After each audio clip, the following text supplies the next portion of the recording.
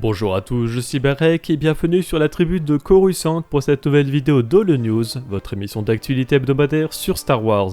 La semaine dernière, des nouvelles sur les films Star Wars sont tombées entre annulation et chronologie. La Haute République devrait faire parler d'elle le mois prochain en séries et jeux vidéo. TT Games serait en mauvaise posture pour le futur de son dernier jeu Lego Star Wars. Un documentaire sur le Holiday Special sortira. La Star Wars Celebration a annoncé son programme et Marvel Comics a révélé ses numéros de juin. Selon Variety, le film Star Wars produit par Kevin Feige, directeur de Marvel Studios, ne serait plus en cours de développement chez Lucasfilm. Il rejoindrait ainsi Rogue Squadron de Patty Jenkins qui devait sortir en décembre 2023 mais a été déprogrammé. Actuellement, 2 films Star Wars inconnus sont prévus pour les décembre 2025 et 2027. Bien que la trilogie de Rian Johnson soit toujours dans la tête de Lucasfilm, le réalisateur est trop occupé pour le moment pour se consacrer à Star Wars. En revanche, ces 2 films pourraient être celui réalisé par Taika Waititi et celui de la réalisatrice Charbin Obaid-Chinoy avec Damon Lindelof et Justin Britt Gibson au scénario. Lors d'un entretien avec Movie TV via Star Wars Newsnet, Jon Favreau, le créateur de The Mandalorian, parle du futur de la narration de Star Wars et d'une certaine époque. Je cite, « Il y a définitivement une conversation en cours. Et puis, il y a aussi ce qui se passe après la postlogie. Parce que cette trilogie ne se déroule que sur quelques années, c'est un grand événement à l'écran et c'est très mouvementé. Mais c'est un moment relativement bref de l'histoire sur les milliers d'années que dure Star Wars. Ce qui se passe après est donc également intéressant et je sais qu'il y a des discussions, des explorations en cours sur ce qui se passe après. » Les commentaires du réalisateur font écho à l'affirmation de Kathleen Kennedy, présidente de Lucasfilm, selon laquelle l'ère de la postlogie est ce vers quoi la narration de Star Wars se dirige. Je cite, « Nous allons plus loin que les suites existantes dans notre espace cinématographique. L'ère de la postlogie est ce dont nous parlons beaucoup pour savoir où nous allons avec nos films et jusqu'où nous irons. C'est vraiment l'espace sur lequel nous nous concentrons. On espère que Lucasfilm dévoilera ses projets de films à l'occasion de la Star Wars Celebration du 7 au 10 avril. Découvrez les nouvelles affiches de personnages de l'épisode 1 de la saison 3 de The Mandalorian, sur la Mandalorienne surnommée l'Armurière et les réparateurs de droïdes Anzellan de Nevarro. Découvrez 2 nouveaux spots TV de la saison 3 de The Mandalorian intitulés Redemption et Review, avec de nouvelles images inédites. Retrouvez les liens de ces vidéos en description. Lors du dernier épisode de l'émission The High Public Show, le vice-président senior du contenu et de la stratégie de franchise de Lucasfilm, James Vogue, a confirmé que de nouvelles informations seraient révélées sur la série Acolyte et le jeu vidéo Eclipse lors de la Star Wars Celebration. Il a également réaffirmé que les 2 projets allaient de l'avant. Le lien entre Acolyte et Eclipse est que ces projets se déroulent lors de l'ère de la Haute République, environ entre 300 et 100 ans avant la saga Skywalker, et il serait logique que leur cas soit évoqué lors du panel consacré à la Haute République dont je reparlerai dans la partie convention. Découvrez la nouvelle affiche de personnages de l'épisode 11 de la saison 2 de The Bad Batch sur le clone commando Nitro. Découvrez un extrait d'1 minute de cet épisode dont le lien complet est disponible en description. L'épisode 13 de The Bad Batch saison 2 sort mercredi sur Disney+. Voici la jaquette de l'édition Deluxe du jeu vidéo Jedi Survivor qui contiendra, en plus de l'édition normale, 2 packs de cosmétiques. Pour rappel, l'édition standard est disponible à 79,99€ et l'édition Deluxe à 99,99€. EA Star Wars présente en vidéo les bonus de cette édition Deluxe inspirée de Luke Skywalker et Han Solo d'un Nouvel Espoir, avec le pack The New Hero contenant le cosmétique Rebel Hero, le cosmétique de BD1 BD Astro et l'ensemble de sabre laser Rebel Hero. Le pack inspiré de Han Solo se nomme Galactic Hero avec le cosmétique Scoundrel, le cosmétique de BD1 Rush et l'ensemble de blaster DL44. Dans la vidéo, on peut remarquer également d'autres tenues pour Cal Kestis et d'autres versions de BD1. De plus, la personnalisation sera plus poussée que dans Jedi Fallen Order, avec différents éléments à personnaliser comme le t-shirt, la veste et le pantalon pour le Jedi, et la tête, le corps et les jambes pour le droïde. Jedi Survivor sortira le 28 avril sur PC, PS5 et Xbox Series XS. Une nouvelle mise à jour du jeu vidéo mobile Les Héros de la Galaxie amène Cal Kestis et BD1 de Jedi Fallen Order à l'holotable. Vous pouvez le débloquer dès maintenant via un événement temporaire. Hunters est un jeu vidéo de combat en arène développé par Zynga pour Nintendo Switch, iOS et Android. Il a été annoncé lors d'un Nintendo Direct en février 2021 pour une sortie en 2022 avant d'être reporté à 2023. Cependant, Hunters est tout de même disponible depuis l'année dernière dans plusieurs pays, comme le Mexique, le Brésil, l'Inde, les Philippines, la Malaisie et l'Indonésie. La nouvelle de la semaine est que le jeu est désormais disponible en Autriche, en Norvège, en Finlande, au Danemark, en Suède et en Italie, mais toujours pas d'informations pour une sortie mondiale. De plus, une mise à jour de contenu est sortie avec une carte de Mos Espa, des récompenses de connexion quotidiennes, 64 nouveaux cosmétiques et des améliorations de gameplay. On espère avoir plus d'informations sur la sortie mondiale ou française de Hunters à la Star Wars Celebration. Selon un rapport de PlayStation Lifestyle, un DLC narratif de Mandalorian serait prévu pour le jeu vidéo Lego Star Wars la saga Skywalker. Il y a plusieurs semaines, une mise à jour de 3 gigaoctets était arrivée sur le jeu avec un manque relatif d'informations à son sujet, ce qui faisait déjà penser qu'un gros contenu approchait. Cependant, selon Nintendo Life, des troubles au sein de TT Games, le studio de développement de Lego Star Wars, auraient mis en péril l'avenir du DLC narratif de Mandalorian du jeu. Découvrez le trailer d'un nouveau documentaire Star Wars qui aura pour sujet le Holiday Special, ou Autant de la guerre des étoiles en français. Plus de 40 ans après le lancement du premier épisode de la série Star Wars Holiday Special sur CBS, Jeremy Coon et Steve Kozak réalisent ce documentaire qui dévoile les coulisses de ce show et illustre l'impact qu'il a eu sur la culture pop. A Disturbance in the Force sera présenté en avant-première au SXSW Film Festival 2023 en mars. StarWars.com nous présente le programme officiel de la Star Wars Celebration Europe pour les scènes Celebration Galaxy et Twin Suns, avec des panels, des discussions et bien plus encore. Contrairement aux informations des dernières semaines, ceux qui n'auront pas l'occasion de venir sur place à Londres auront droit au retour du Star Wars Celebration Live, avec des invités surprises et des interviews exclusives sur le live avec Anthony Carboni, Christina Ariel, Christine Baver et Jamie Stangroom. Ainsi, le vendredi 7 avril aura lieu sur la scène Celebration, le Lucasfilm Studio Showcase, le spectacle d'ouverture de la convention avec des invités spéciaux pour discuter des projets actuels et à venir de Star Wars, notamment The Mandalorian, Andor et bien plus encore. On y retrouvera ensuite le panel The Making of Andor Season 1, avec les producteurs exécutifs Tony Gilroy et Diego Luna et leur équipe de créateurs qui racontent la création de la première saison d'Andor. Sur la scène Twin Suns, ce sera le London Calling Designing Star Wars Production in the UK, où l'animatrice Amy Radcliffe s'entretient avec les concepteurs de production et de storyboard pour découvrir les coulisses de leur travail sur les productions britanniques de Lucasfilm pour la postlogie Solo et Rogue One. Le samedi 8 avril, la scène Celebration présente le panel Ahsoka avec les producteurs exécutifs Dave Filoni et Jon Favreau ainsi que des invités spéciaux pour découvrir la prochaine série Disney+. Plus tard, ce sera au tour de 40 Years of Return of the Jedi qui célébrera les 40 ans de l'épisode 6. En milieu d'après-midi aura lieu le panel Young Jedi Adventure Screening où vous pourrez assister à une projection en avant-première des 2 premiers épisodes de la série jeunesse avant leur sortie sur Disney+ et Disney Junior le 4 mai. Enfin, la scène accueillera Creature Cantina, O'Neill Scanlan, responsable de la création de tous les droïdes, créatures et extraterrestres de chaque production Star Wars basée au Royaume-Uni au cours des 10 dernières années, montrera comment il a créé, construit et interprète ses personnages. La scène Twin Suns présentera les panels Bringing Worlds to Life, The Concept Artist of ILM, avec plusieurs membres d'Industrial Light & Magic, Star Wars Creator Cosplay Workshop, où la costumière et la responsable du département coiffure de The Mandalorian vous donneront des conseils et des astuces pour votre propre cosplay. Enfin, Hasbro Star Wars and Indiana Jones Panel sera l'occasion de découvrir les prochaines sorties de Black Series, The Vintage Collection, Adventure Series et Retro Collection. La scène Galaxy débutera la journée avec le panel de High Republic, avec de toutes nouvelles annonces et révélations de la Haute République phase 2 et un aperçu de ce qui va venir dans la phase 3. Clone Wars 15-Year Anniversary Panel fera un retour sur les débuts de Lucasfilm Animation et sur la création de The Clone Wars.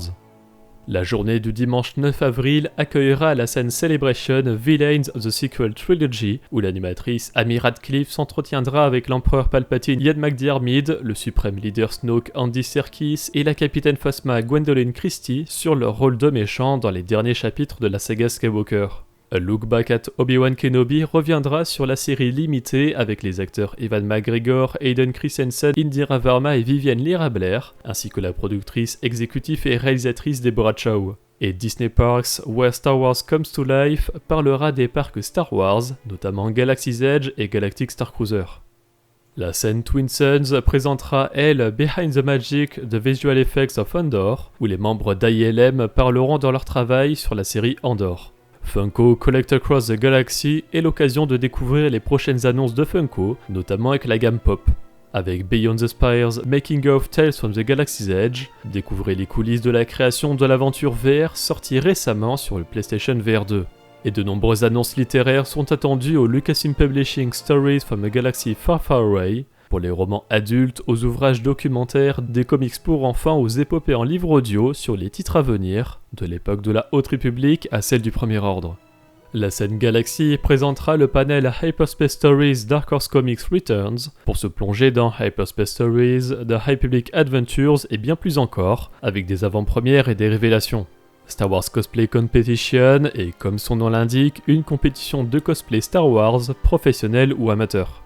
Enfin, Star Wars Animation Game Night est une compétition mettant en scène les acteurs vocaux des séries animées Star Wars, avec Ashley Eckstein, Dee Bradley Baker, James Arnold Taylor, Matthew Wood et Matt Lanter, qui s'affrontent dans des épreuves de connaissances, d'habileté et de connaissances pour prouver qui est le plus grand fan de Star Wars. La dernière journée du lundi 10 avril présentera sur la scène Celebration le panel The Bad Batch pour discuter des points forts de la deuxième saison de cette série. Visions Volume 2 aura également son panel avec les réalisateurs de Hardman, Cartoon Saloon, Dart, Shadjio, Elguiri, La Cachette, Lucasfilm, Punk Robot, Studio Mir, Triggerfish et 88 Pictures pour découvrir en exclusivité le volume 2 de Visions.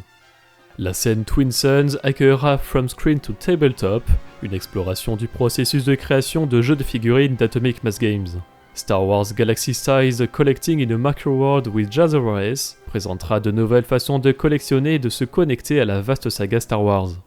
La scène Galaxy fera des annonces de comics avec Make Mine Marvel Star Wars pour une conversation sur les comics avec de toutes nouvelles annonces et des révélations.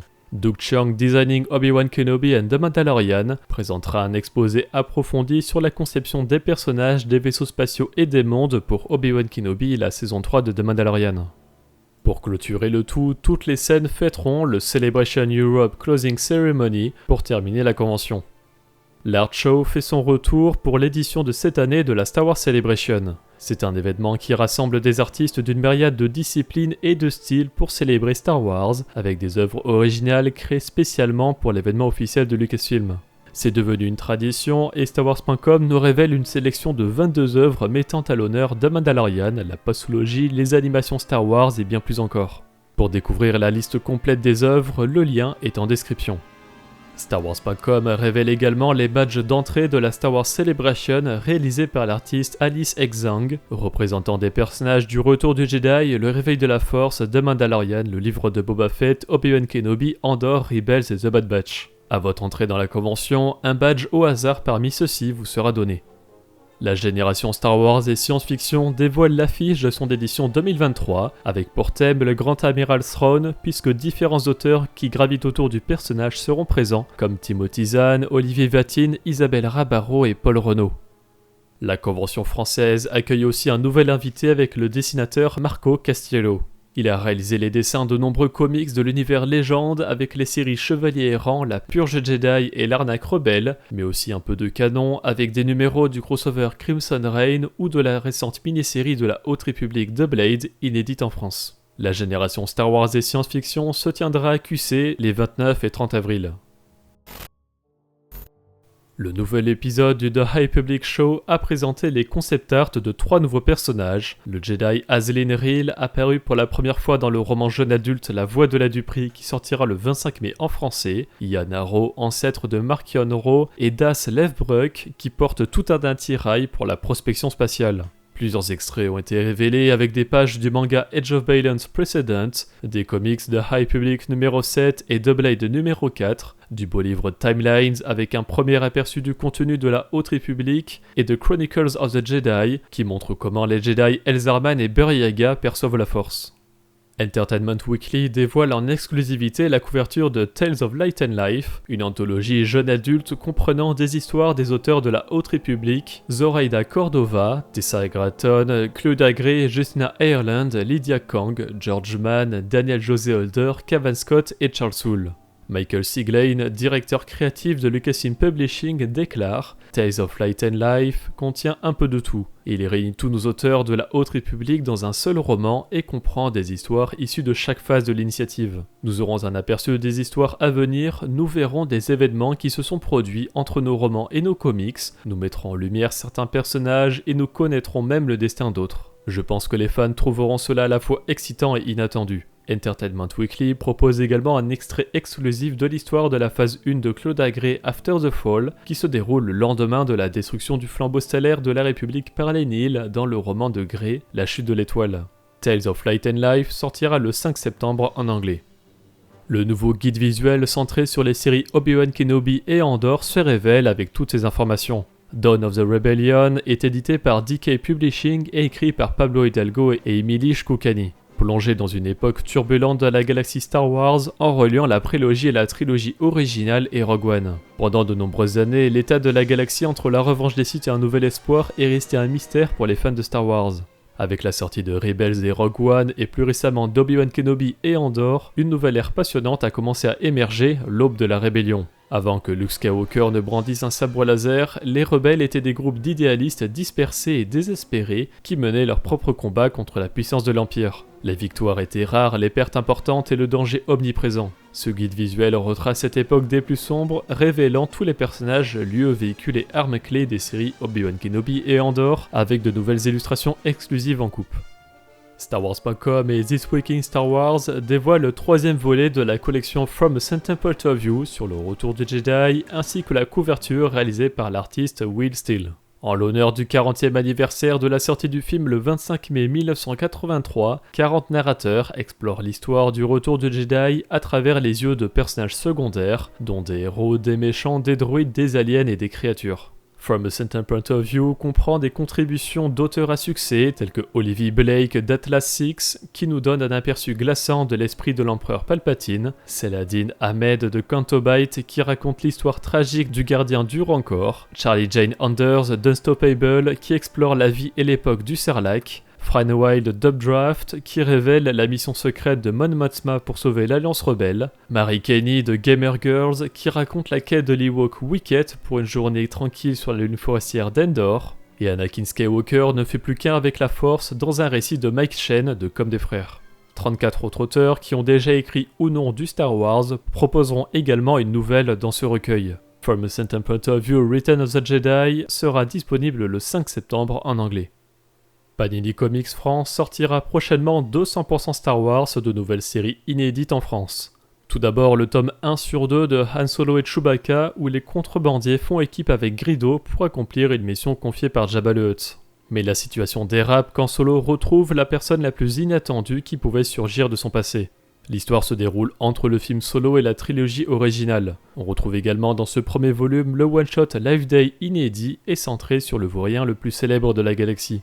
100% Star Wars Han Solo et Chewbacca tome 1 sortira le 19 avril. Ensuite vient la mini-série en un seul tome Obi-Wan. Tandis qu'il passe ses derniers jours d'ermite dans le désert de Tatooine, Obi-Wan Kenobi se livre à une introspection au cours de laquelle il se remémore les moments importants de sa vie de Jedi. Il se souvient de son parcours lorsqu'il n'était qu'un initié, puis lorsqu'il est devenu Padawan, de ses liens avec Qui-Gon et Anakin, des conflits. Ben Kenobi a été au centre de la vie de la galaxie durant ces temps troublés. 100% Star Wars Obi-Wan sortira le 3 mai. Marvel Comics fait la révélation de ses numéros à sortir en anglais pour le mois de juin. On y retrouvera des séries régulières avec Star Wars numéro 35, Darth Vader numéro 35, Dr. Aphra numéro 33 et Bounty Hunters numéro 35, et les mini-séries avec Yoda numéro 8, Sanastaros numéro 5 et Darth Vader Black, White and Red numéro 3, une adaptation avec The Mandalorian Season 2 numéro 1 et l'annonce du 4e one-shot Return of the Jedi intitulé The Empire numéro 1. Dans celui-ci, alors que les opérations commencent à prendre forme sur la lune d'Endor, un technicien doit trouver un moyen de vivre sous le contrôle de l'Empire. Mais s'il ne parvient pas à éviter les ennuis, que fera l'Empire de lui ? Découvrez via les liens en description les extraits de comics avec Yoda numéro 5, Return of the Jedi Ewoks numéro 1 et The Republic Adventures numéro 3. Côté couverture, Marvel Comics révèle les couvertures alternatives de Dr. Aphra numéro 30, Bounty Hunters numéro 33, Hidden Empire numéro 5 et The High Republic numéro 8. La semaine dernière sont sortis sur Disney+, l'épisode 2 de The Mandalorian saison 3 et l'épisode 12 de la saison 2 de The Bad Batch. Comme d'habitude, retrouvez les reviews de Tribune et Max Rebo sur la chaîne principale et vous pouvez retrouver sur la chaîne secondaire les critiques que nous avons réalisées sur Twitch. Pour compléter votre visionnage, je vous invite à regarder les vidéos d'analyse qui reviennent sur les détails et références. Côté littérature, sont sortis en anglais les romans Jedi Battle Scars et Hunters Battle of the Arena et les comics Bounty Hunters numéro 32, San Asteros numéro 2 et The High Public numéro 6. La semaine dernière, nous vous demandions si vous voulez voir une suite à la saison 4 de The Mandalorian déjà confirmée. 26% sont déjà convaincus, tandis que la grosse majorité à 70% préfèrent attendre de finir la saison 3, et 4% pensent que The Mandalorian devrait s'arrêter là. Cette semaine, nous vous demandons si du contenu narratif pour Lego Star Wars la saga Skywalker vous intéresse. Vous pouvez répondre dans l'onglet communauté de la chaîne principale. Merci d'avoir regardé cette vidéo, j'espère qu'elle vous a plu. Si c'est le cas, n'hésitez pas à laisser un like, à la partager, à vous abonner en activant les notifications si vous ne voulez pas rater les vidéos de la tribune de Coruscant. Pour être au courant de l'actualité Star Wars au quotidien, suivez-nous sur Facebook, Instagram et Twitter. Et tous les dimanches, nous débriefons de l'actualité sur Twitch lors de notre émission Là-bas dans les étoiles. A bientôt et que la force soit avec vous.